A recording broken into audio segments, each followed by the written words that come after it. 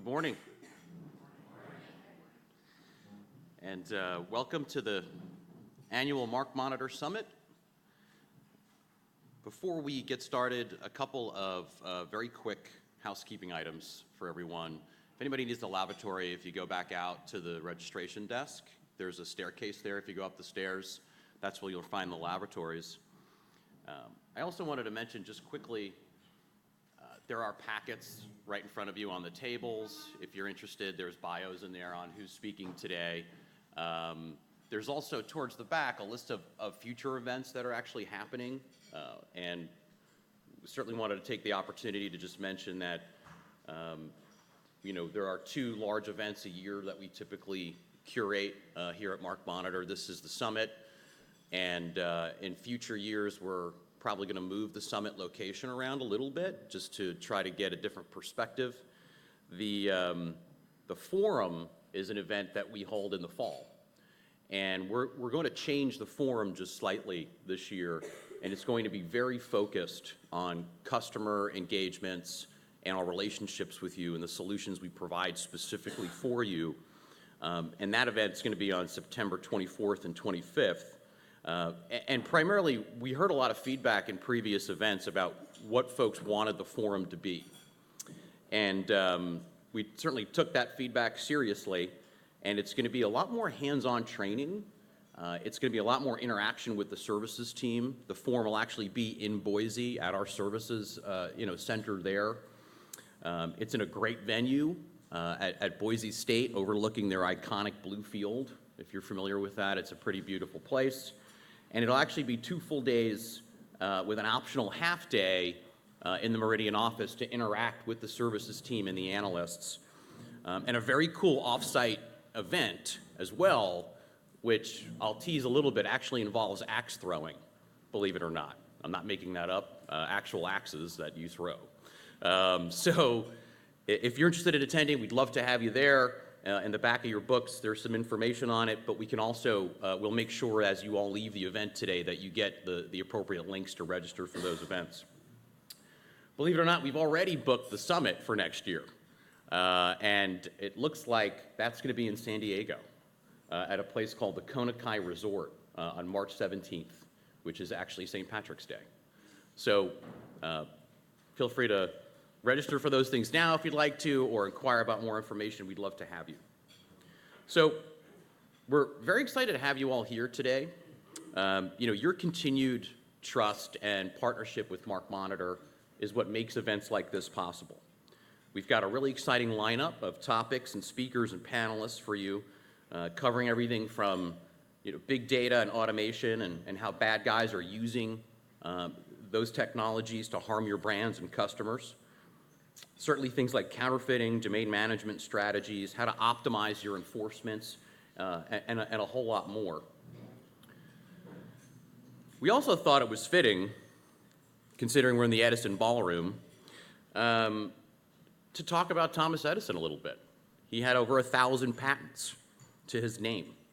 And as many of you know, inventions like the light bulb, the phonograph, the movie camera, all created by Thomas Edison. So we felt like this venue was really indicative of MarkMonitor and how we view ourselves in the space. And interestingly enough, in June of this year, it's our birthday. And MarkMonitor has now been around for about 20 years. Actually, exactly 20 years in June. Thank you.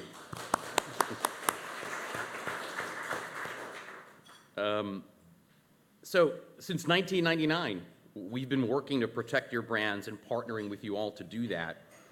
And what kind of started as a big idea in a strip mall in Concord, California, has grown into something really significant.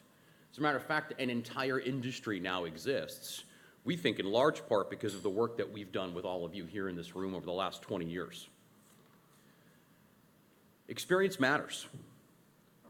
And from our perspective, there really is no other vendor in the space that has the quantity of experience that MarkMonitor does when it comes to partnering with big brands, helping to tackle these complex problems. So no matter what new technologies get invented, or what other vendors claim they can automate in the space. The reality is, it's our people, it's our experience, it's our ability to be true partners in the space and work with all of you that make the difference. So really quickly, the early days. As I said, we were founded in 1999. Not shortly thereafter, we had a contested presidency, which I'm sure you all remember. That felt like a very tumultuous time, although in hindsight, it seems fairly calm compared to the things that we're experiencing today. Our company was founded in '99. Of course, in 2001, the September 11th attacks really changed the entire country in a variety of ways. I was in New York City on that day and remember it very vividly. And shortly thereafter, we began investing very heavily in ways to automate IP monitoring tools. Apple came out with the iPod in 2001, which really was obviously the first step towards something extremely significant and dramatic within our lives. It also happens to be around the time that we became an ICANN accredited registrar and actually, in addition to monitoring brands online, started managing large domain name portfolios.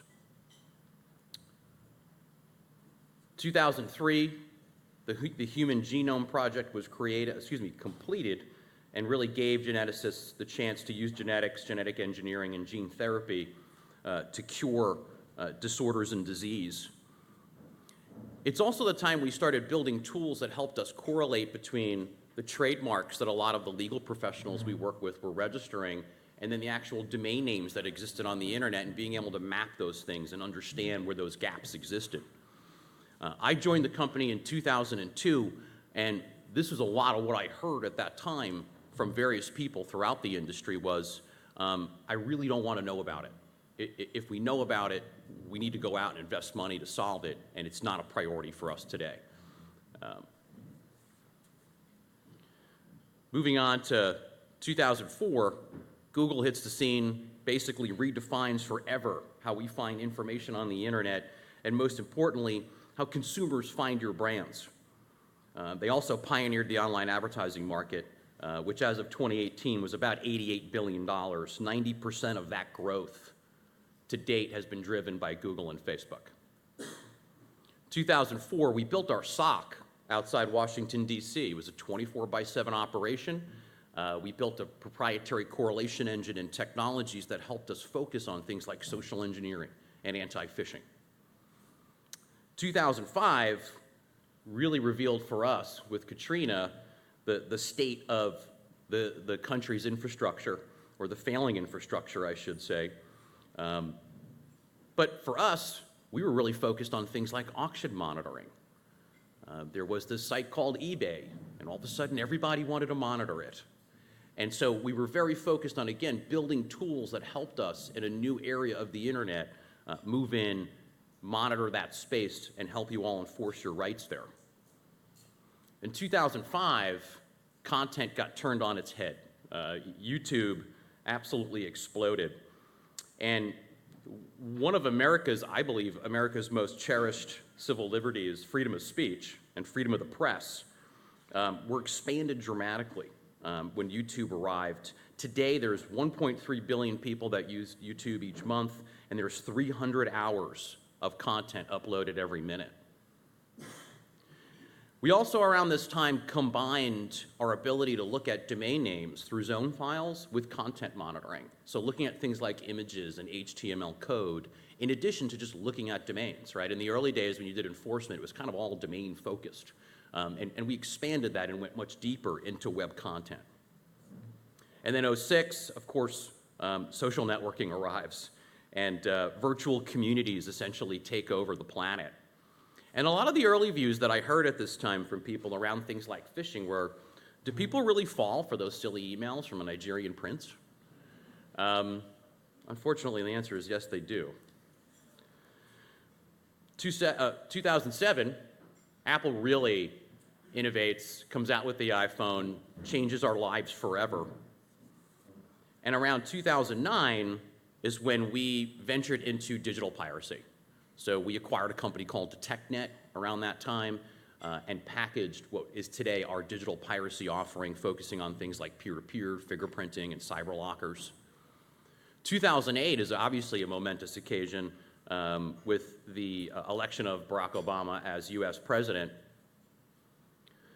Right around the time, or shortly thereafter, I should say, we began to invest heavily in social media. No surprise that he really led the way and taught future candidates and people within politics how to leverage social media to actually win elections.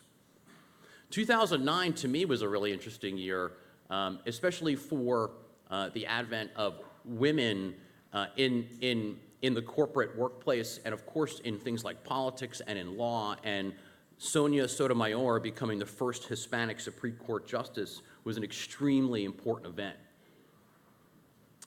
We also moved into things like live streaming and mobile apps. In 2012, we really saw the very first step in the privatization and potential commercialization in the future of space travel. The first successful SpaceX Dragon delivered cargo to the International Space Station that year. Was a very, very important step. And some early views there were, socials for posting puppy photos and stuff, and, won't monitoring for abuse here create a lot of work for me? It's amazing how our perspective has changed in such a short amount of time. 2013, Netflix transformed how television is not only consumed, but created. And they continue to do that. We went deeper into mobile ads. We also really realized that in 2014, the sharing economy was taking over, how people were actually engaging with various services. And from our perspective, again, the ability to be a part of those ecosystems was something that we knew was going to be very important for our business and for your brands. In 2015, we pivoted towards something we called consumer-centric, and we're still on that journey today. Rather than collecting huge amounts of information and analyzing that information, what we really want to do is focus our technologies on how consumers and where consumers interact with you. So it means taking a large portion of your resources and your investment and your technology investment and trying to be right at that pinnacle point where your consumer interacts with your brand. Your well-intentioned consumer, the person you want to protect, the person who buys your product, enjoys the value that your brand provides. It was kind of a different perspective for us, and something that we thought was essential considering the expansion of the internet and the dramatic increase in quantity of data that we were seeing. 2017, Donald Trump becomes the 45th president of the United States. So love him or hate him, it is a significant event that is going to change the trajectory of the country, that's for sure. 2017 and 2018, we started looking at things like Facebook ads, and we started venturing into places like IPTV, which is a new offering through our digital piracy business that focuses on actual set-top boxes that are sold that provide pirated content through cloud-based platforms. It's a really exciting portion of our business, and it's a major problem for lots of large brands. And around this time, today, we think the really relevant conversation is, how do I do things more strategically rather than tactically? I know I have to manage my domains. I know I have to send cease and desist letters and protect my brand. I know I've got to do a variety of these functions. But how do I do those things more strategically? How do I measure them more effectively? And then how do I communicate that upwards to my superiors and my colleagues so people understand the value of what we're doing? That's a big part of why consumer-centric is important. And hopefully after today, you'll walk away with a few additional pieces of information on some of these topics that are helpful for you, because I think we've got, as I said, a really great lineup of speakers. So really quickly, we'll start out with our keynote speaker, who I'll introduce in just a moment, and then we'll move very quickly to Staten Hammack, who is our VP of Policy and Industry Affairs, I think I want to say. I probably screwed that up. Sorry, Staten. But he's going to talk a lot about fighting counterfeit sales and why what you do is so critically important to that fight. and actually talk about a lot of offline elements and issues, which I think you're going to find quite interesting. We're going to talk a little bit about collaboration, and we're going to have a panel with members of the automotive industry and Homeland Security to talk about how important that level of collaboration is. Advocacy, why it's important to advocate for your rights, your IP rights, in a variety of different venues. And we'll have a really cool discussion with Kieran and with Bradley on that particular topic, and that'll also be moderated by Stat and Hammock. We'll do lunch. After lunch, as we normally do, we'll have some breakout sessions. One will be in here in this room. Another breakout is sort of down the hall by the coat check area over there, whether you'd like to sit and discuss domain, in our domain breakout, why domain name disputes are at an all-time high. Doug, where's Doug? Hi, Doug. I've done I don't know how many of these events, and we always do surveys at the end, and I think it's worth mentioning that, I think Doug and Angelo were probably the two people that have been to every single MarkMonitor event ever, but also Doug rates the highest out of content in terms of what people like to see and found valuable. So we appreciate Doug participating again, and I'm sure that'll be a really interesting breakout session. Or you can go and discuss brand protection and how to optimize your enforcements. Again, a great panel with a variety of speakers from AIG and Bank of New York Mellon, as well as TripAdvisor. And then we'll have some breakouts in the afternoon, best practices focused on how do I do enforcement, how do I do my job when all who is information is completely redacted. We thought that was such an important topic that it made sense to have its own actual breakout session. And then selling internally, right? How do you secure internal resources frankly, to get budget, to explain to people how you do what you do and why it's important. And that's something that I think a lot of customers continue to struggle with. How do I make other people understand the importance of the work that we're doing? So with that, our first session is titled Banking on Your Brand, How Cyber Crooks Are Using Automation and Big Data to Cash Out Your Customers. Our keynote speaker, and I think this is very appropriate for the quote here, the Thomas Edison quote. Our keynote speaker is a gentleman who's an extremely talented journalist. I can promise you he does lots of homework. His name is Brian Krebs. And Brian was previously with the Washington Post from about 95 to 2009.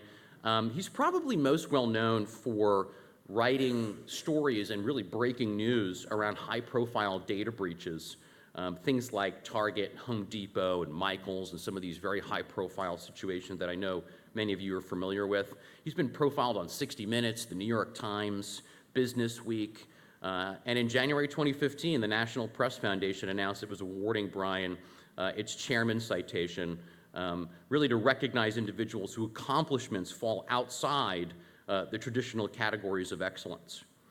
So with that, it's my distinct honor to introduce you all to our keynote speaker, Mr. Brian Krebs.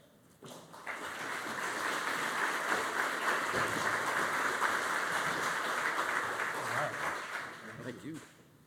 All right, everybody hear me? Did baby work? Well, thank you, Dave, for that mercifully short introduction. As Dave said, my name is Brian Krebs, and I'm a recovering journalist. I'm a bit of a walker-talker, so I'll probably run into this the whole day. Just a little bit of background about where I come from, how it is I wound up here talking with you good folks. I was, this clicker, not working. Let's try. As Dave said, I was a reporter for the Washington Post for about 14 years, did that until they got rid of my job in 2009. I really didn't know what else to do, so I continued doing what I was doing on my own. Put it on my website, KrebsOnSecurity.com. And I think, I toiled in obscurity for about 4 years till I broke a little story about a breach at Target. Maybe you all read about this. The Target story was interesting. It got a lot of people's attention. Anytime a data breach has the capacity to show the CEO and the CISO and EIO out the door, it tends to get people's attention. It got the attention of the New York Times, which did a little profile piece. Actually, the Times story was less of a profile than it was a look at some of the crazy stuff that cyber criminals have done to me and my family. in response to my writing about them, but that's neither here nor there. Not long after the Time story runs, my Facebook and Twitter and phone, everything starts blowing up. People are like, congratulations, Krebs, way to go. You know, and I'm like, okay, what is going on? Somebody throw me a bone.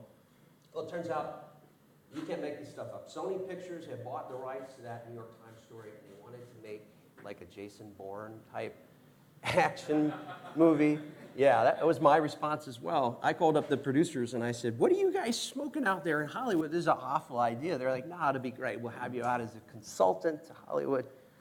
First of all, I don't know how many of you paid attention to what happened to Sony Pictures, but you know, if this movie never gets made, that'll be totally fine with me. But I have to tell you, my friends and family, you know, no end of fun with this. It's always like, hey, Brian, who's playing you in the movie? And why would anybody hire you as a consultant to Hollywood? I'm like, I don't know. I wouldn't hire me either. But again, you know, you can't make this stuff up. One of my super fans came out of the woodwork, put up this website called BrianKrebsFacts.com. And man, according to this dude, I have plenty of Hollywood experience, okay? You know, I've played action heroes, not even particularly wedded to one gender role. I've got played the great Crusader, part coming up as Obama. So look for that, hopefully never in theaters near you. So I've got several things I want to talk with you about today. The biggest themes I'm going to touch on are the overlap between cybersecurity and the physical space in just about every sense, and brand abuse as a major driver of cybercrime. I'm also going to talk about the root of all cybercrime, which we all know as passwords, right? And these stupid passwords and our reliance on them. I'll talk about the increasingly crowded field of nation states out there that are responsible for a lot of the bad stuff, and some of the trends in data breaches that are getting a little hard to ignore. First off, let me just say, you know, being in InfoSec it's never been a more exciting and more frustrating time to be in information security. It's exciting because, well, everybody's getting hacked, right? So lots of people need help with this stuff. It's increasingly complex, so there's a lot of opportunities there to educate people, sell things, blah, blah, blah. So in that sense, it's good. The other, I don't know when was the last time one of your family members or friends came up to you and said, what do I need to do to be secure online? And you just start laughing, and you're like, where do I start? You know, it used to be, right, what we say to people, use a firewall, you know, turn on your antivirus, patch your software, you know, and you're pretty good if you did that stuff. But now where do you start? You know, it's like, well, watch out for spear phishing and catfishing and sextortion attacks, and flag everywhere online before somebody does that for you, and make sure you're using the most, you know, robust form of multi-factor authentication available for every site, and patch your router, and, you know, fix all your IoT stuff and make sure that doesn't own you. And oh, watch out for the applications on your mobile that are totally spying on you and shred your life and freeze your credit, and watch out for fake news holes. You understand why people kind of go, I can't deal with this anymore, right? I think a lot of organizations kind of feel like they're in that boat as well. But, you know, when you've done InfoSec for a decade or more, or double that, in my case, either helping companies protect their brands or protect their networks from attack, or if you're, you know, writing about the fact when people fail to do that in a big way, it can get a little depressing, and it's easy to come up with the conclusion that, you know, everything, everywhere, everyone eventually gets hacked. You know what? I think that's a pretty good summary of the state of affairs that we're in right now. But I don't believe that accepting this idea that everything, everyone, everywhere eventually gets hacked would be depressing. In fact, I'd argue that it is kind of a next step. You know, it's a step in your security maturity to be able to make that assumption, because if you're doing it, if your assumption is not going to get in, you're going to be in for a rude awakening, right? So that assumption needs to start with they're gonna get in. And you know, honestly, my sort of shaded view, if you will, on the underground probably has a lot to do with the fact that I, for better or worse, spend a ridiculous amount of time every week on a number of different cybercrime forums. Now, there used to be, I don't know, a dozen or so really good forums out there. Most of them were in another language, usually Russian. But nowadays, you know, it's remarkable first of all, how many different cybercrime forums there are out there. There are hundreds in multiple languages, right? And these forums really have massively democratized cybercrime. They really have lowered the barriers to entry in a big way. A lot more people are getting involved in cybercrime because it's never been easier. As easy as it is, as easy as are that are out there and available to people. You know, novice cyber criminals, occasionally they need help, you know, so they'll turn to people on the forums and say, I don't know how to do this particular part of the scheme, can you help? Yeah, and they'll have lots of people who are willing to help. They might ask for a cut of the action, they might ask for a fee to do that, but generally speaking, there's a lot of information sharing and collaboration on these forums. You know, in contrast, when I think about the way organizations internally share information on security, and maybe even with their partners or people who are in the same industry with each other, how they make decisions based on security, on what they're the closest thing I can come up with as an analogy is watching a bunch of 5-year-olds play soccer, you know. They're kind of kicking the ball one way and one other way down the field, maybe toward their goalpost, maybe not, you know. And meanwhile, the bad guys are running around, you know, moving the goalposts. That's kind of what we're into right now. But you know what? I got excited about this opportunity when MarkMonitor reached out because I thought, you know what? So much of what I've written about and spent so much of my time on investigating is essentially brand abuse combined with money laundering. And two of the biggest, longest running, and I would say best examples of this are, of course, phishing, right, which abuses trust in retail and banking brands, and then, of course, pharmacy spam, which involves counterfeit brand name drugs. Obviously, I've written quite a lot about the latter. In 2014, published a book called Spam Nation that looked at the inside story of two cyber criminal gangs that basically paid 90% of the world's virus writers to send all of this junk spam that people have been getting for the last few decades. And they each hacked each other and then paid their informants to give me the documents from their operations, and that's what that whole book is about. But the cyber, I mentioned this earlier, the fraud trends that we're seeing now somehow all seem to tie back to the fact that cyber criminals are getting much better at leveraging the unperceived and often very complex interactions that are intersections between the physical and the cyber world.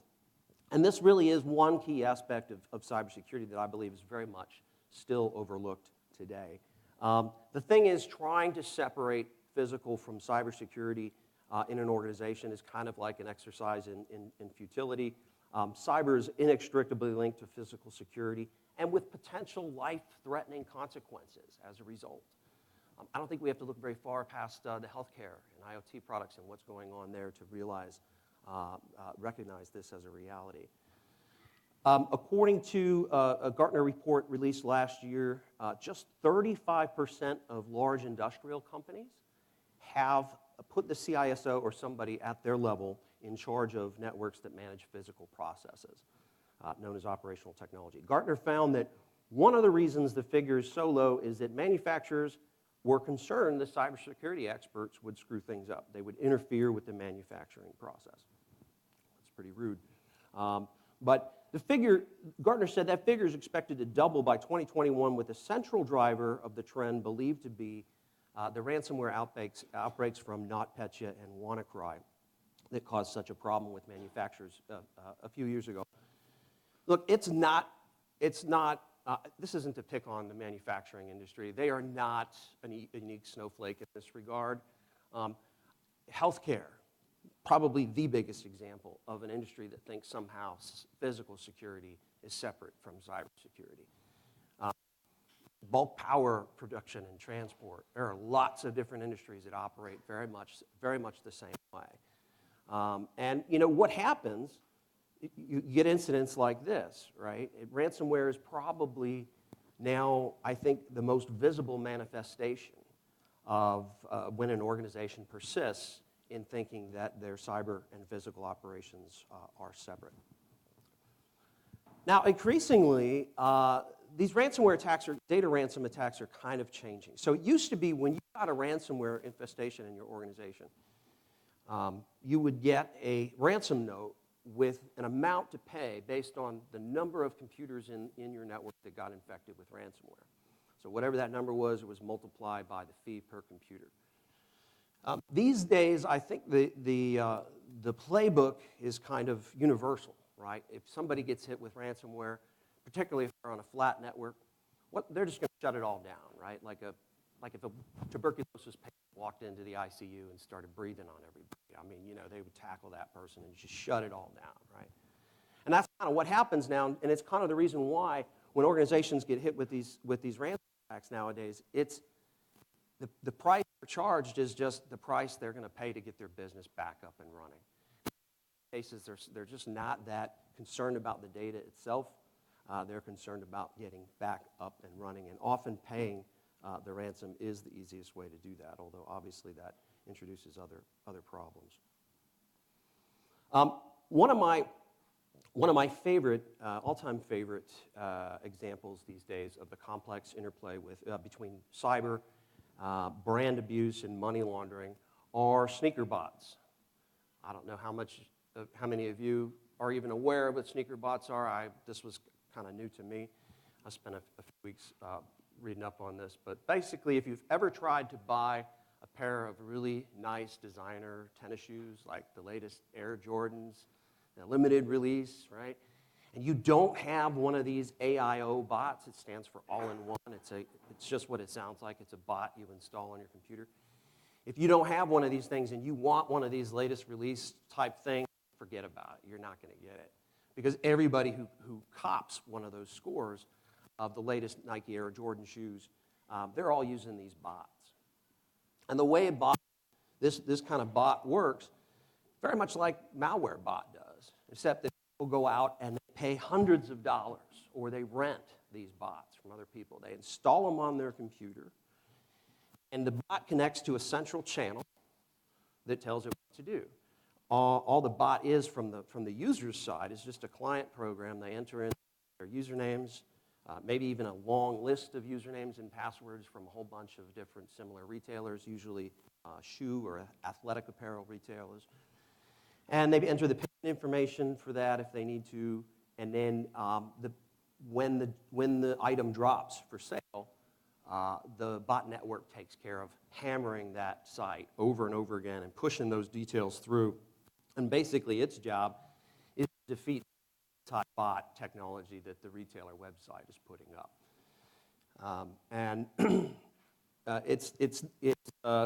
Experts who've been looking into this problem for a while have found that on average, these bots consume about half of the internet bandwidth these retailers pay for on any given year. But no joking, tens of thousands of people are using these things. Nowadays, these AIO botnet networks are most commonly used not by people who want to cop the latest shoes, but people who are involved in merchandise return fraud, gift card fraud, account takeovers.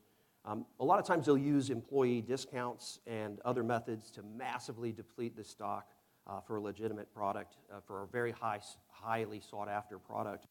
And then they return those products in the store for a higher price, or they go on one of a number of different burgeoning secondary markets on specific goods. And these AIO bots, take the phone out of pocket. I don't have a phone. No, it's over there. But thank you for the message. These AIO bots are really interesting. Who was it? Foot Locker just announced it was investing $100 million in Goat.com, which is the largest secondary market for their shoes on the internet. And I think, they kind of just said, hey, if you can't beat them, join them or own them. That's what they did in the case of Goat. So it's kind of interesting. So it's not just the shoe bots. The same technology, the same setup is certainly what's powering other types of fraud. It's not uncommon for these bots to be responsible, like I said, for consuming significant amount of bandwidth. And also, these networks are being used to perpetrate a ridiculous amount of password replay and password stuffing attacks against a very broad range of retailers. This is one of the tools, but there are many just like it. I'll talk more about passwords in a second, but while we're on the subject of card fraud, I wanted to bring to your attention a trend that I was until recently unaware of, but I thought it was interesting given the focus of this conference. Many of you probably know the United States is the last of the G20 nations out there, kind of embarrassingly, to make the shift to more secure chip-based credit cards, right? And these make it more expensive and more difficult for thieves to actually counterfeit the card, create a physical copy and go into a store and buy stuff with somebody else's money.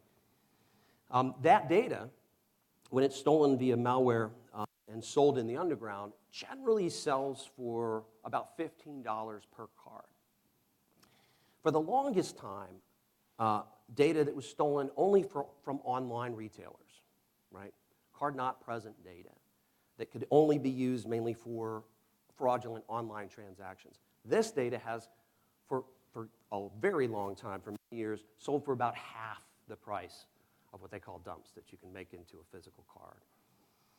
What we've seen over the last year is supply and demand go into action here. The price of dumps that you can physically make a card with has come down, and the price of CVV, card not present data, stolen from merchants, has doubled in the last year, from about to around $15, $16. So it's on par with the physical card data, which might explain a massive spike in attacks against e-commerce retailers over the last year.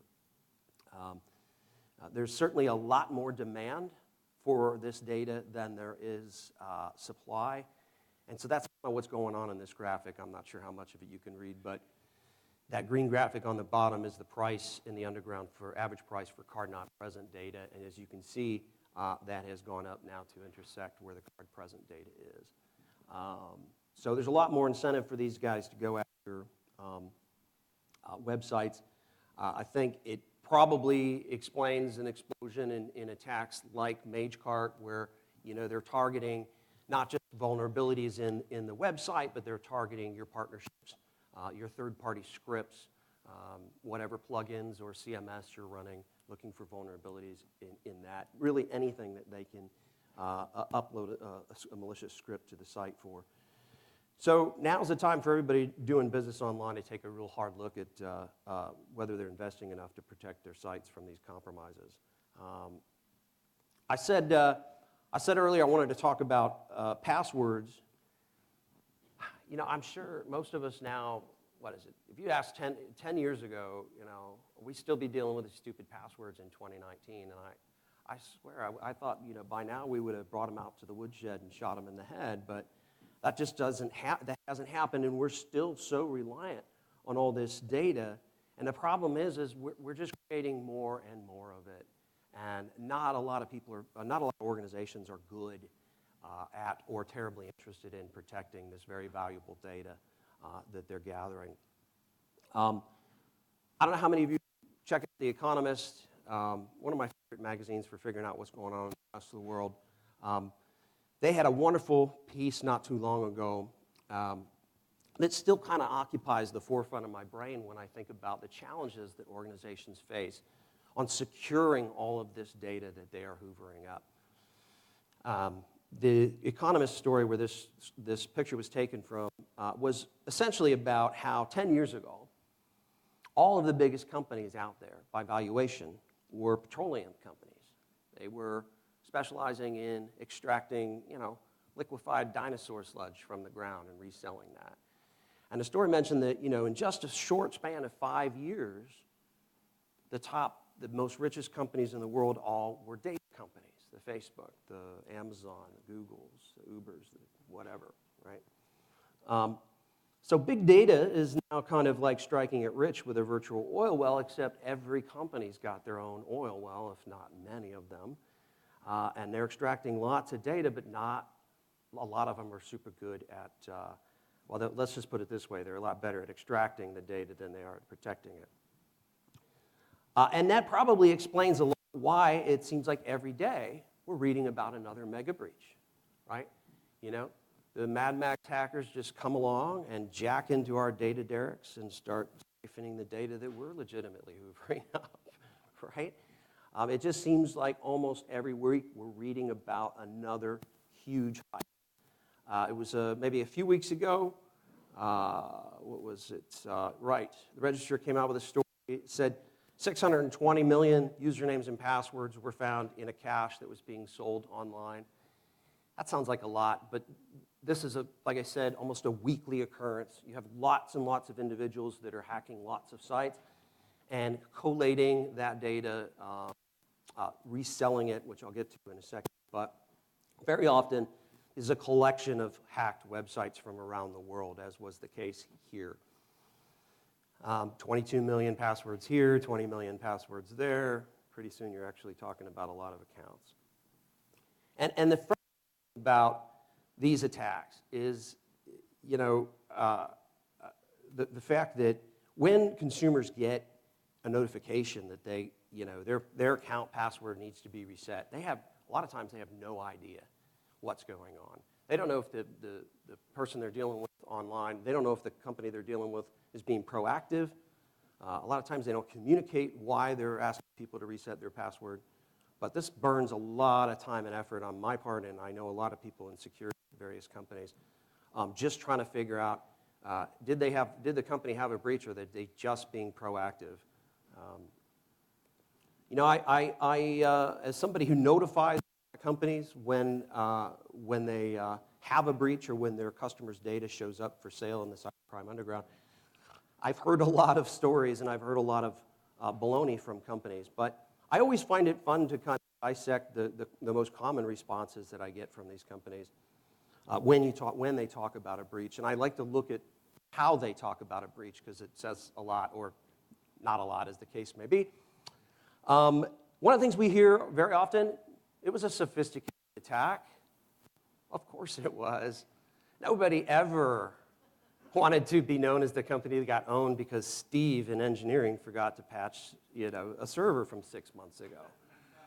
Or, you know, Judy from HR reused her password from her Yahoo account, and her Yahoo account got hacked, so they're reading the corporate HR email. You know, nobody wants to talk about that. But you know that this statement was written by lawyers because it actually says absolutely nothing, right? It was a highly sophisticated attack. That doesn't tell us anything about the attack. Actually, it just tells us that it was better than your security. It also doesn't tell us anything about your security. So this is a rich statement. We take your privacy and security seriously, right? It usually comes right before they tell you that despite their best efforts, they just lost all of your data, right? Whenever I see this, my brain just kind of mentally rearranges the punctuation there. I fix it.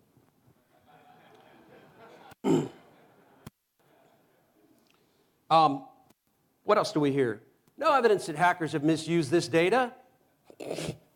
That's a joke. That's why they stole it in the first place. It's not like they tripped over your database and said, this looks interesting, right? They stole it for a reason. They want to abuse it, and they plan to abuse it, or they plan to sell it to somebody to abuse it. That's pretty much why they took it in the first place. But this is also a rich statement because in cases, the victim is telling the truth. We know it's likely we've been hacked for 4 years, but we actually don't have logs going back more than 3 months. So we can't tell you whether they actually abused it. You can't be forced to disclose what you don't know, right? We forced a password reset.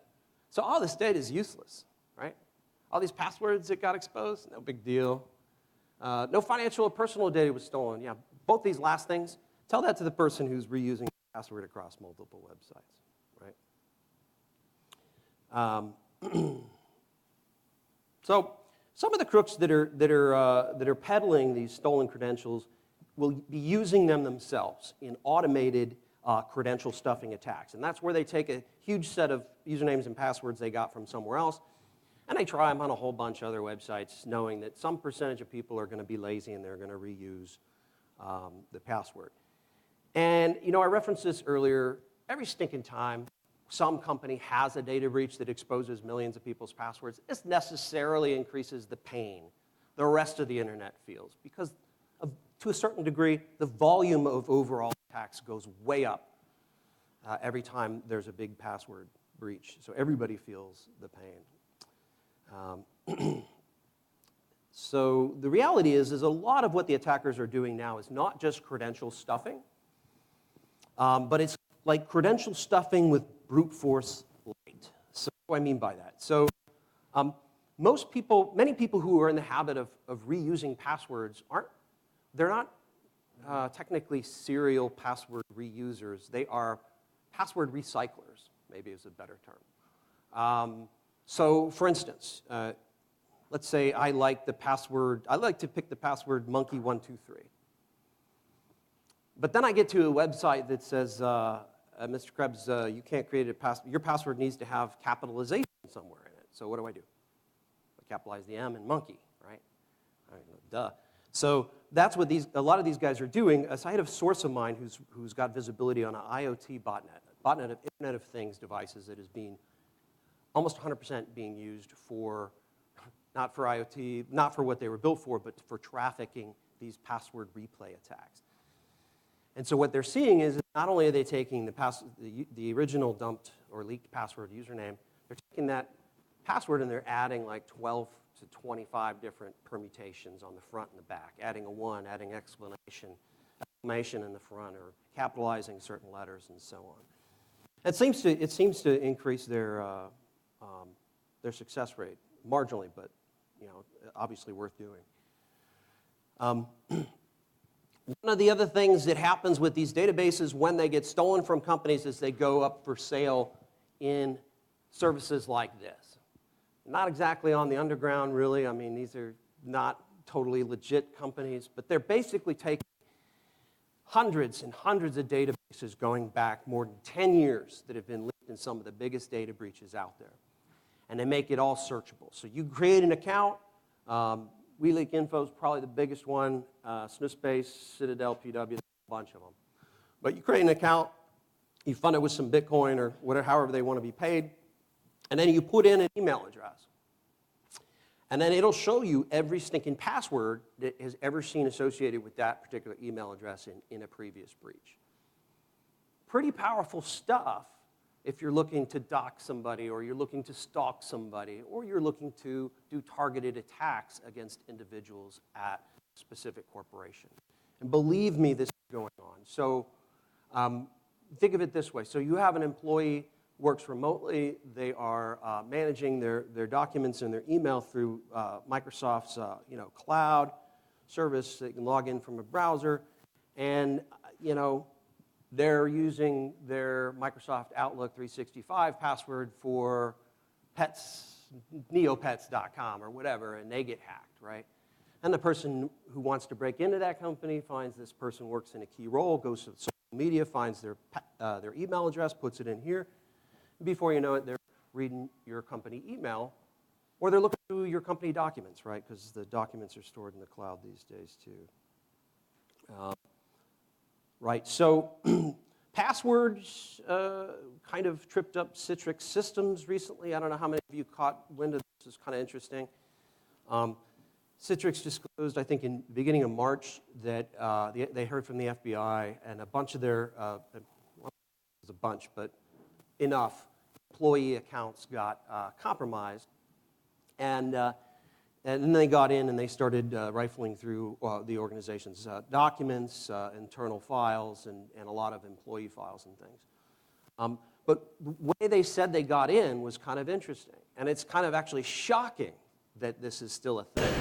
So basically, what the attackers were doing, and the information so far suggests these are state-sponsored Iranian attackers, but what they were thought to be doing was a thing called password spraying, which is a really, really basic form of password replay attack where the bad guys figure out the naming convention for each employee in the company. So if it's first name dot last at, or they grab the global access list that has a list of every username of the person in the organization. And then they take top 100 or 500, whatever, the top most commonly used passwords ever. And then they just try them. And all they need is one, right? They just need one to get their foot in the door. And that's what happened at, excuse me, that's what happened at Citrix. By the way, does anybody know how many nation states there are out there with military offensive cyber capabilities? Anybody have a clue? Yeah, I didn't either. I looked this up. I had to look this up. I still don't know, but I feel like I have a better idea. The best answer to this I've seen so far comes from the Council on Foreign Relations. They did this neato little graphic not long ago that tried to understand it. And the way they did it is they looked at they've seen a marked increase in the creation of military computer network operations, or CNO units here. And the important thing to keep in mind here is the Council on Foreign Relations found that, generally speaking, these military units were set up in response to offensive cyber capabilities launched at them by other governments. So these are governments kind of saying, hey, we are weak in this area. We need to build up our own offensive cyber capabilities as well as our defensive side. Two sides of the same coin, right? Because if you can defend, you can do the attack. And so that's kind of what we're seeing here, you know. And look, the United States kind of let, you know, they opened Pandora's box about a decade ago when we let Stuxnet off the leash. And by all accounts, that was pretty successful at delaying Iran's nuclear enrichment ambitions. But it also got loose and impacted a whole bunch of our U.S. power distribution facilities. And you know, this is kind of a pattern. The New York Times has a really interesting story this morning about how the Chinese state-sponsored hackers figured out one of our zero-day attacks developed by the NSA just by seeing how it worked and then reverse engineering it. And of course, we've seen this in the past with the cyber weapons the NSA was developing and hoarding, and then they got leaked or stolen with pretty devastating consequences. You have NotPetya and WannaCry using those zero-day vulnerabilities as a result. So it's an interesting time. You know, I think we're going to continue to see more and more countries push to create these military units and really spin up these kinds of operations, you know, for no other reason than because the United States and its allies are continuing to have to go on the offensive in order to be defensive. We saw in October of last year, the Washington Post, I think it was October, reported that leading up in a day or two leading up to the midterm elections last year, you know, the U.S. intelligence community went after the same assets that were used by the Russians to do a lot of disinformation campaigns. So I thought that was pretty interesting. But, you know, you want to see what really keeps me up at night? I get asked this question a lot, and I was thinking about it last night, and I added this slide because I was like, you know what, somebody's going to ask me that, and I'm going to not remember it, but this is what keeps me up at night. I don't know how many of you saw this. This is a day or two ago. The Israeli Defense Force came out and said, they released this video on YouTube. Hey, we droned the Hamas headquarters, and it happens to be where all their cyber guys are. And it just so happens the cyber guys were actively trying to hack into our military networks when we droned them. You know, to me, that's remarkable. And the first time I can recognize that anybody's ever said, hey, we dropped a cruise missile on these guys because they tried to hack our building. But that's essentially what they did. Not saying they didn't have a right to do it or they shouldn't have done it, but I just think it's a really interesting development. One of the scariest and most successful and ongoing nation-state level attacks that I've spent any time looking at is from an Iranian state-sponsored group dubbed Oil Rig. They've been targeting weaknesses in companies' domain name systems or DNS infrastructure. Specifically, they've been launching, and this is really interesting, they've been launching targeted phishing attacks against people in IT roles at major registrars. For obvious reasons, they're trying to steal credentials, keys to the kingdom for tens of thousands of customers, right? On top of that, they are targeting people within specific organizations that they want to get into, and they are sending them targeted phishing attacks with trying to find, again, their registrar credentials so that they can get into those records. And in some cases, they're pulling this data from the Whois. In other cases, they're getting it through blind luck or just trying a bunch of different people. But once they get those registrar credentials, either from the target business or from the registrar themselves, they'll go out and get SSL certificates, right, in the victim's name. And then, because they have access to the registrar backend, they can change the DNS records. And you can see where I'm going here, right? So they set up a server, they control the DNS records to that server for about a minute, and then turn it back on the way it was. Why this is so interesting, if they control your DNS and they've got a valid cert, they can read all your passwords, all your mail, all your VPN stuff in plain text, right? And that's what these guys were doing. It's a pretty brilliant attack, and even companies that had enabled things like DNSSEC, they just disabled that, right? What was neat about how quick these attacks were was the bad guys realized they didn't need to turn on this infrastructure and keep it on for hours at a time. They only needed it on for a minute or two at a time. Think about how everybody in the organizations, how they get email. It goes to their phone, right? And your phone's constantly pinging the mail server at work, sending your credentials, saying, is there any mail? Is there any mail? I'll take it if there is. They just flip it on for a few minutes. Boom, they got everybody in the whole organization just because phones were configured to connect on a regular basis. So getting a handle on your DNS infrastructure, really understanding real-time issuance of SSL certs, I think it's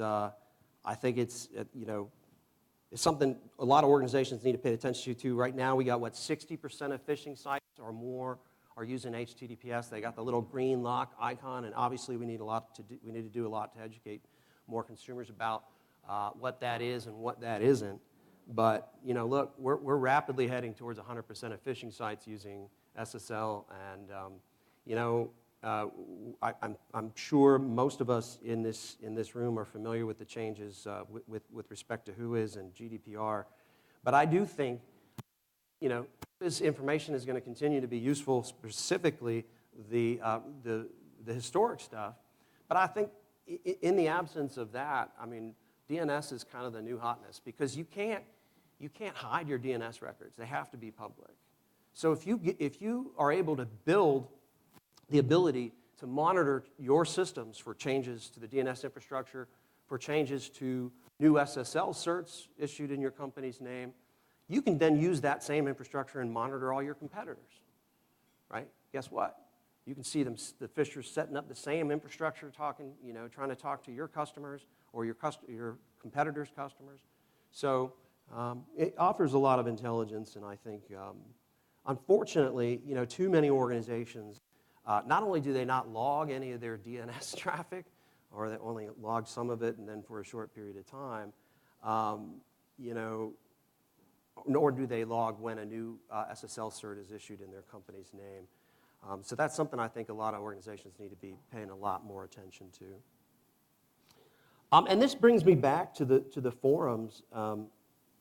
People talk about nation-state actors as if they're some of the scariest, biggest, baddest wolves out there, and maybe some of them are. But again, we're now in an era where a relatively unskilled person can go on a forum and get access to some pretty powerful tools that probably a decade ago were considered the purview of nation states, essentially. So that's kind of what we're dealing with. And some of these tools, you point them at something, and they will give you, I'm a little behind in my slides, I apologize. Some of these tools, you point them at whatever you want, and they'll map out for you what that organization's infrastructure looks like, physically or network, right? You can see, you start to get an understanding of how this organization appears and presents itself to the rest of the internet. Are they up to date on patches? Are they, whatever. I mean, there's 16 ways you can measure how a company's outward appearance to the rest of the internet might actually say something about how they're doing security inside. Doesn't always, but it's kind of a good proxy in a lot of cases. Whether it's true or good or fair or not, there's an entire industry of companies that are doing this now, running around assigning companies grades on cybersecurity based on how they look from the outside. But, you know, more organizations should care because the bad guys certainly care. Remember the old broken windows theory, right? But, you know, case in point, Equifax. They had there was an incident at the beginning of March 2017, zero-day vulnerability, very dangerous, like off-the-charts seriousness vulnerability in a piece of software that runs on 60% of the Fortune 500 company web servers out there. So big deal. As soon as it came out, there was zero-day code. That means anybody could exploit it, and lots of people were. There was tons of writing about this. Everybody said, patch your stuff yesterday. Equifax somehow missed that memo. They didn't even know they had this stupid server, according to them. And didn't patch it until 5 months later, until after they figured out they'd been hacked. The point of this slide is anyone who had gone on the internet and used some of these tools I just mentioned could have told you the same thing, that Equifax was dangerously vulnerable for 5 months, including Equifax, right? So that's why this stuff, what you look like from the outside, it does matter. It's not the whole enchilada, but it does matter. So I used to get upset and depressed about the whole reality that, you know, everyone, everything, everywhere gets breached. But then I had a thought, you know, maybe the solution is just to accept that, you know, all organizations are going to get breached. And most of them, if they're honest and transparent, are probably getting breached every day. You know, technically, a breach or intrusion doesn't mean the bad guys got access to what they were after. It just means for some period of time they were afforded that opportunity. Almost every breach traces back to a very small handful of causes. Somebody clicks a link they shouldn't have. Somebody opens an attachment. Somebody forgets to patch a server. Someone reuses a password across multiple sites. Whatever the cause, the thing to keep in mind is, again, the bad guys only have to be right once. The good guys have to be right 100% of the time. Which of those outcomes do you think is going to be right most of the time, right? And that's why, I'm not going to, I had a whole bunch of slides in here I wanted to talk about all the cool stuff that's going on, but I thought I'd just use this slide from Adrian Sanabria. I absolutely love this, and I have no idea what this comes from. It's one of his talks recently. But he put this slide in there, and I only brought it up, well, for two reasons. One, it shows how complex cybersecurity has become from a professional perspective, right? I mean, look at all this stuff. Like, I don't even know what half all this stuff means. I'm sure some of you do. I'm sure most of you do. But, I mean, you could be doing all this stuff and doing it right, and you're probably still going to get hacked. How's that for you, right? Okay? The other reason I bring this up is to say, look, most organizations have way overinvested in the left side of this diagram, the prevention side, the automated side. Nothing against automation, nothing against SIM, nothing against SOCs, having somebody monitor this for you. But pay attention to what's on the right, because that's all the response side. That's post-breach. And you start to see down here at the bottom how people-intensive that is. You don't need more people to stop getting breached, because that's not, you could just keep adding people all day. You're never going to stop that. What most organizations need are more people on the response side, and qualified folks, unfortunately, are hard to come by these days. All right, so what else is there? What can we do about some of this? I thought it would be irresponsible if I just ran away. So, how do you look from the outside, right? Maybe how you look to the rest of the world on the outside bears no resemblance to how you do security on the inside, but probably it does, and probably a poor posture on the outside is going to encourage more people to rattle your doors than not.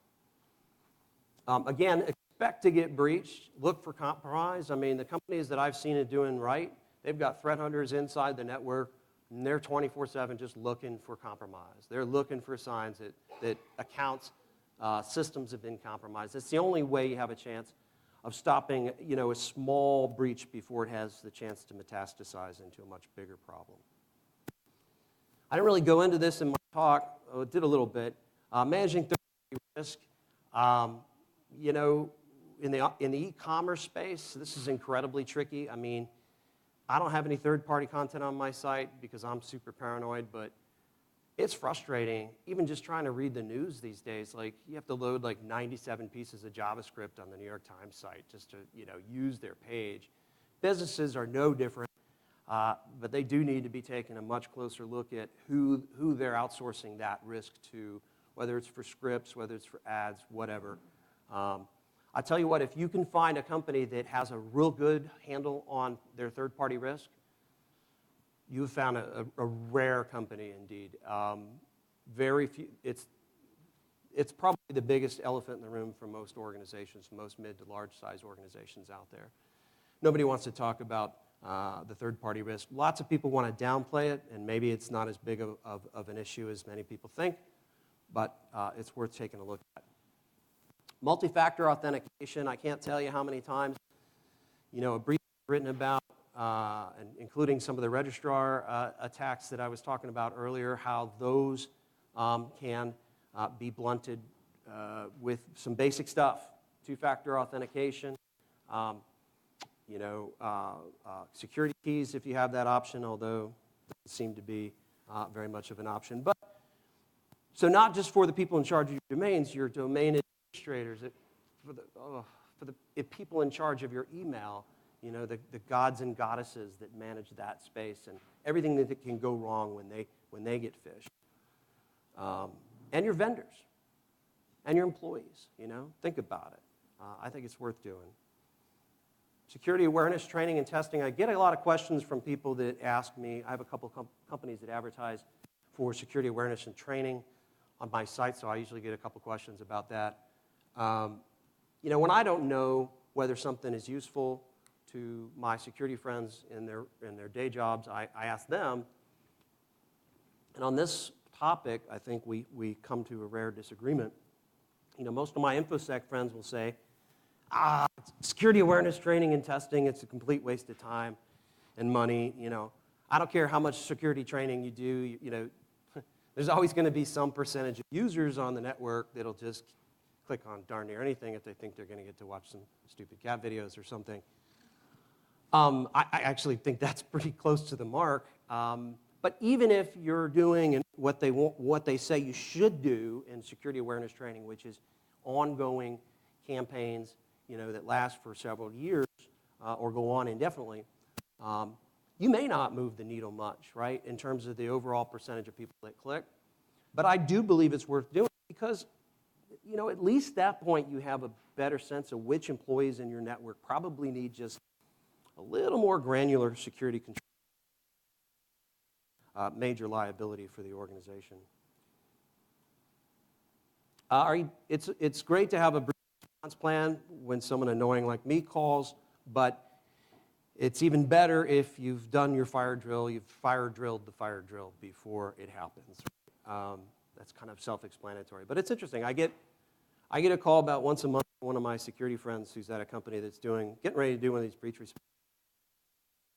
They'll say, Krebs, some of the guys in the SOC class, if you could make that initial phone call off for exercise, it would make it so much more believable. It's like, yeah, it's not really what I do, but it's nice to be asked, and it's nice to know a lot more organizations are doing it. Password spray your accounts. Password spray your customer accounts, your partner accounts, How bad are their passwords? You really need to know before the bad guys figure it out, okay? There was a study out just last week, I think, surveyed, I don't know how 1,000 companies. 65% of them have never done any password testing against their own users to see how weak these passwords are. Seems like a no-brainer. And 75% didn't even have any kind of password complexity check when they made people set up passwords. So something that's not difficult to do, hardly costs anything at all, and absolutely worth doing. The hard part is messaging your users and your customers about what you're doing and why, and managing that as best you can. You're still going to get a bunch of people who say you had a breach because you asked them to reset their password. There's nothing you could do about that. Monitor, log, alert on your DNS changes, changes to certificate infrastructure. The companies that I wrote about that were targeted by this Iranian group that was pretty sneakily going around doing this stuff, two of them actually were monitoring this infrastructure. They actually had a thing to do like once or twice a day, look for changes and send. That's not good enough. Like it needs to be many times per hour, unfortunately. At the speed these guys move, at the attacks that how quickly, like I said before, they switched on that switch for a couple minutes and turned it off. That's all it took. There was some preparation time getting the certs and getting that stuff ready, but when they flipped the switch, it was boom. They got the entire organization in just a couple of minutes. Being able to act on that, being able to know that in advance or when it happens is incredibly powerful. You save yourself and your customers a lot of headaches. But look, I did this for my site. It doesn't have to be super complicated. You can actually use RSS reader, and set it up at cert.crt.sh, and it'll update you in your RSS reader if anybody issues a new cert for your domain. I mean, that's how basic this is. You can make it basic, or you can make it as complicated as you want. Basic's usually better. And then, this goes back in line with the testing your users' passwords. Hack your stuff. And encourage other people to hack it too. If you're not at the point where you're comfortable, you can say, come hack our site, and here's the rules that you can play by, and we won't get mad at you or get upset with you or try to block you. And that's a sign that you're growing in security maturity if you feel confident enough to challenge others to try your security and to let you know when they find something. And please pay attention to this.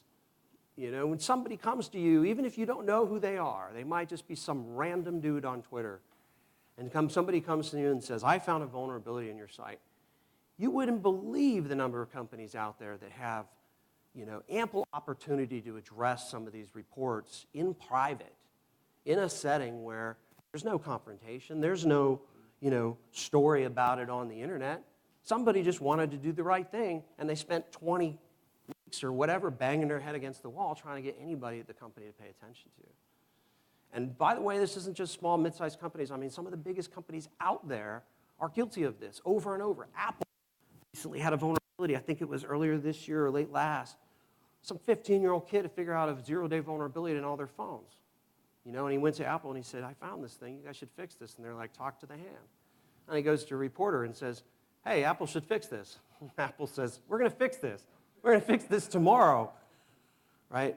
But if you do run into that, if you run into that pushback, you find vulnerabilities either in your own stuff or in other people's stuff, and you're not getting the traction, you're not getting the attention, you're not getting what you need, come talk to me or come talk to somebody else who's competent in the news media. Because at the end of the day, some of these things really do not get the attention they need and deserve until they get media attention, and that is unfortunate. But I can't complain so much, otherwise I'd be out of a job. I'm going to leave it there because Q&A is my absolute favorite part, and I probably only have like 5 minutes left for that even. But I hope there's somebody back there with a dying question. The gentleman in the back, I think there's a mic over here. She's coming right over to you. She's coming right over to you in just a second. Thanks. I was wondering if the slides will be available to us after the end of the day. What was the question? The slides. Can we download the presentation after the conference is over? I'll tell you what, if you're interested, give me your card. Come see me, give me your card, and I'll make sure Thank you. you get what you need. Oh, come on now. I cut some content out of my slides for have some Q&A, so y'all better come up with some good ones. I can repeat it. Oh, Hi yes, there. John. So going back to your slide about pen testing, et cetera.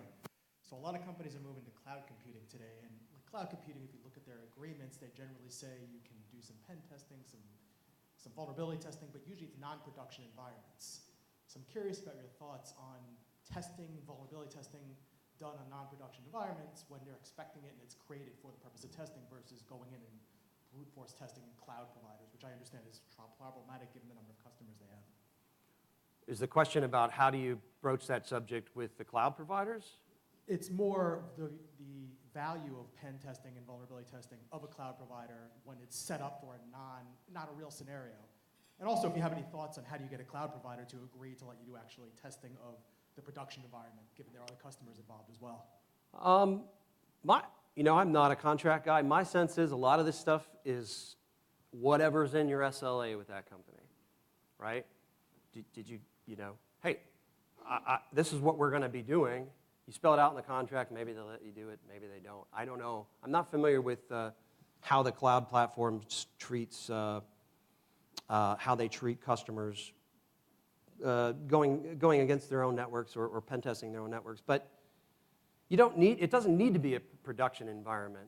Most companies have a secondary system that mirrors their first system. You can attack that. You don't need that. You certainly don't need a live environment to do the password spraying attacks against your own users, I don't think. You could probably just do that on a database instead of even using the web at all. But on the SLAs, it's interesting. The other day I had cause to look at an SLA. I forget what it was, but it said on there. They were pretty clear. They said, you negotiate whatever you want, but it has to be in this SLA. And it said service level agreement, and it said the cloud provider offered 99.99% uptime. And I thought about that, and I was like, that sounds pretty good, but that's still 8 hours of downtime. Add another 9 to that after the decimal point. This gentleman had a question. If I don't fall off this stage. So, one of the things that I was trying to find out is that has there been sort of, you mentioned that the barrier to entry is low for hackers and so forth. Yeah. So has there been any sort of a progress in terms of ISPs coming together where people are trying to download things from places where, tools for hacking and so forth? So is there something that discourages some of these entry-level hackers from downloading these tools, either in some sense, or is it considered a First Amendment? Not really. It's like trying to, ask any of the people who are responsible for getting pirated movies off the internet. It's like, how do you do that? It's whack-a-mole. If you move them one place, they go somewhere else. They just set up a new virtual server and put it up for download. I don't really see a lot of future for that idea. I think that the future I'd like to see is where we collectively, as an industry, get a lot better at identifying kids before they get to that pivotal part of the dark side slide, you know what I mean? And we can still kind of pull them back from the brink and say, hey, you're really smart and you've got some great skills, but if you don't start applying them in a different way, you're going to be, scrubbing toilets in a prison somewhere or something like that. Somehow we need a better pipeline for getting more of these kids diverted and their attention focused on other things. I really don't think going after tools or trying to take down malware is, if you can take down a botnet command control center, gravy, but if it's just a download of a file somewhere, that's a whack-a-mole problem. And it can always go on peer-to-peer, so. And there's another thing where with the number of passwords increasing over time and the two factors increasing over time, for example, I have a lot of 2FAs using distinct passwords and all that. But how are elderly people being helped in being secure? Because they are going to be an easy target because they are not used to, as a habit, doing some of these things. And is there some initiative that? Yeah, I tell all my friends if they got folks they're taking care of or grandparents or whatever, and they're struggling, really set them up on a password manager and do that, and help make it easy for them, because it's like I said earlier, it's really difficult to get people in that kind of environment to really want to take an interest in this and do what's best for them, even if it's kind of a pain, like freezer credit and stuff like that. So that's why I've encouraged people who have folks that can't do it for themselves to do it for them, you know, and just take it on as a good internet citizen that you do that for the people who can't do it for themselves. So, sir. Yeah, thanks, Brian. I'm Jeff Sass with .Club Domains. Hey. You said what keeps you up at night, but it wasn't anything about threats to the power grid. Knowing how Hollywood works, I'm pretty sure that's going to be the plot of your movie. So how concerned should we be about that? About the power grid stop working? About cyber attacks interfering with the power grid? Well, I'm not really sure how we tell that. Like, you know, should we, if we just use the amount of attention and time and energy that, say, the energy regulators have put into this, worrying about a big cyber attack, maybe we shouldn't be worried that much. But maybe we should, since they should be worried a lot more, right? I don't think that if we see a big infrastructure attack that affects our power grid, that I don't believe it's going to be because of a cyber attack. And in fact, a lot of the experts believe that it will be some kind of physical infrastructure attack, which may also be as a result of cyber vulnerabilities.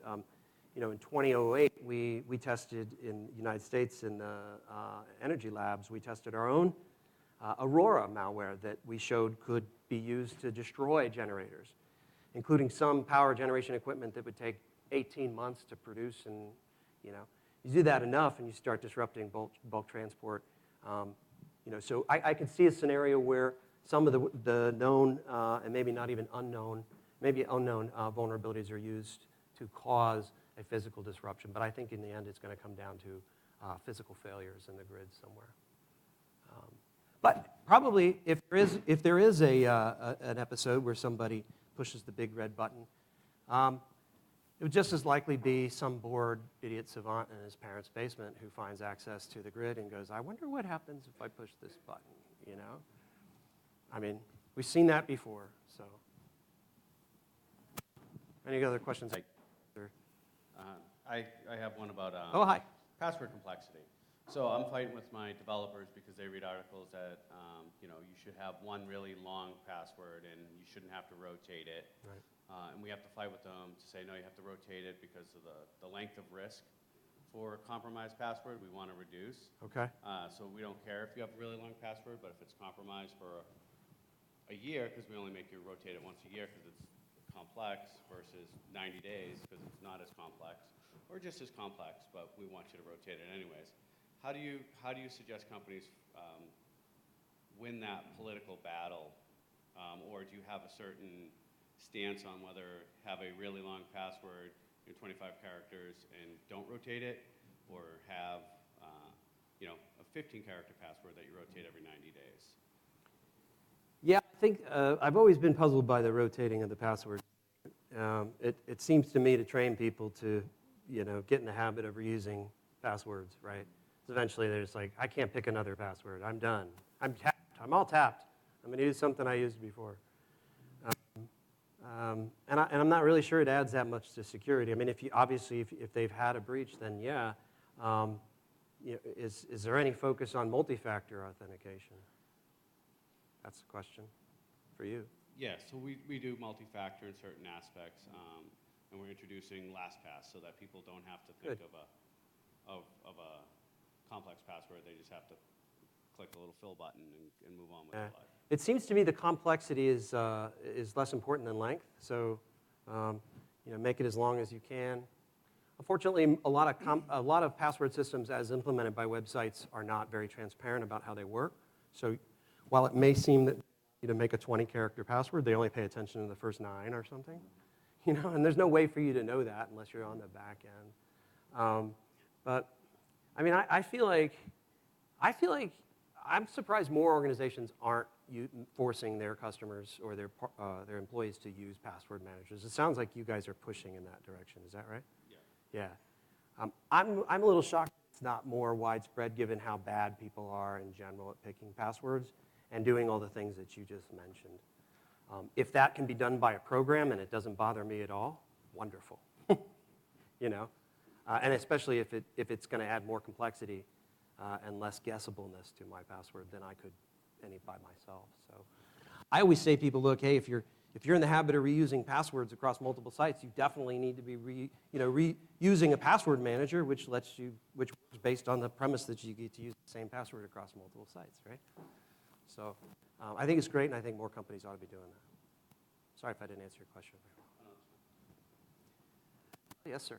So we have, we have a bunch of large and medium-sized brands here, but there are like millions of like micro brands. There are companies like 1 or 2 people. They get started. Suddenly they go viral, and as soon as they go viral, someone from China hacks their Amazon Marketplace account and takes it over. Someone grabs all their stuff. Someone will go in and scrape their content and put it on a phishing site. And Cool. what can we do as an industry, or what materials are out there for these millions of like tiny businesses that don't have security expertise, that are more than just customers that need 2FA? They need some sort of advice on how to like protect their brand so that someday they'll be in this room. I'm sure there was a question in there somewhere. I don't know what it was. What tools are there for micro businesses, for these small 1 or 2 person businesses that as soon as they go viral, they're attacked? Yeah, and it really doesn't even take that anymore. You know, small to mid-sized businesses, my heart goes out to them. Honestly, I mean, they got no prayer, really. It's not a fair fight. I mean, you know, when you've got some blue-haired old lady against the APT 31 or whatever, I mean, come on. I mean, if it's government sponsored, it's one thing. But for the general phishing folks who just want to scrape it and create a phishing site, like, we have government folks here. There should be like some sort of resource so that small business has some tools to say, here are the 5 things I should do to protect my tiny business once they start getting popular. And I feel like there's no like central place for that. Yeah, but I mean, there are things that they can do. They can, they can join different organizations to get more awareness on that. They can sign up and enroll their site in DMARC, which will get rid of some of the spam and phishing, probably hitting their domains. But look, you don't need to make it big or go viral to get the attention of bad guys anymore. It just needs to be plugged into the internet. I think your average IoT device will get attacked within a few minutes of being plugged into the internet, and I don't think websites are any different. Truly, a lot of organizations do need way more help with securing their sites. Unfortunately, complexity is the enemy of security, and some of the sites that I see small businesses running are, ungodly complex for what they're doing, And it's like, just do that one thing and do it well and make sure it's locked down. But I don't know. Federating resources for small businesses is and has been probably one of the hardest problems to solve in cybercrime, in the cybersecurity industry in general. How to make it so that you can protect these companies and they can afford it. That sweet spot is really hard to find. So they're not all running 10-year-old WordPress. I mean, ideally, what do we want? We want a Peace Corps that goes around and secures everybody's websites. I mean, maybe that's what we need. I don't know. It's not a wacky idea, but we need a lot more eyes looking at this You're stuff. talking like billions and billions of dollars in the economy. It's a long tail. People don't pay as much attention. But it's like billions, tens of billions. Oh, yeah, absolutely. Yeah. Thanks. One other question I cannot answer. Hey, Brian. Who's that? Just reading articles and books, and I've seen where pundits are talking about, blockchain being the future of solving our problems here that we're talking about today with passwords. I'm just curious to kind of get your thoughts on how you feel about blockchain and how it affects us. How I feel about blockchain. I wish Monero was as traceable as blockchain.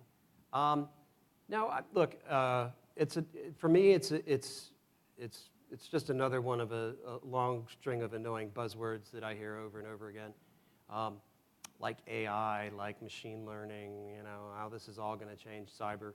If it can be built by humans, it can be undone by humans. That's my take on that. But certainly, a lot of people are kind of hoping for some AI help in terms of managing the huge volumes of logs that all these security tools that they've invested in are trying to tell them about what's going on in their network. They've spent ridiculous amounts of money on all this stuff, and they don't know what it's trying to tell them about what's happening because it's just too much data. So, excuse me. I think Google was making a play in this space with their Chronicle offering, trying to help companies whittle down this stack of stuff that they need to look through to see what's useful to look at and what isn't. I think machine learning can help in that regard. You know, blockchain, I mean, a lot of this has been, you know, what problem are you trying to solve, and what problem does it help? What does it help you solve? What do you need help with? I'm not convinced that blockchain is going to revolutionize the financial industry. From where I stand, the only thing that the financial industry understands is a good kick in the pants. This is an industry that has failed to innovate massively over the last 10 years. You look at some of the biggest companies out there, I swear they just gobble up other companies that are innovating and then, you know, crush them out of business. You still can't, it's still not super easy to make payments with your phone. And that's kind of ridiculous. But, you know, and we still got all these stupid credit bureaus. I don't know how those dinosaurs are still around, but they are. There's a lot of things that new technology can teach us about how industries ought to innovate better. I'm just not real sure blockchain is one of them. Hey, Brian, quick question. What effect, if any, do you think the recent Israeli response will have on state-sponsored hacking across the board? Are you talking about the one I put the slide up on? Yeah. Well, it's a good question. I'm not really sure it's going to, not in the short run. In the long run, I think every time you do this, it makes it that much easier to do it the next time around, right? They hacked us. Send a cruise missile, you know? Wow, things escalated quickly there, right? And the rules for when we can do that and when it's a good idea to do that and when it's not, I mean, they're still kind of figuring this out. We're kind of feeling our way through the darkness.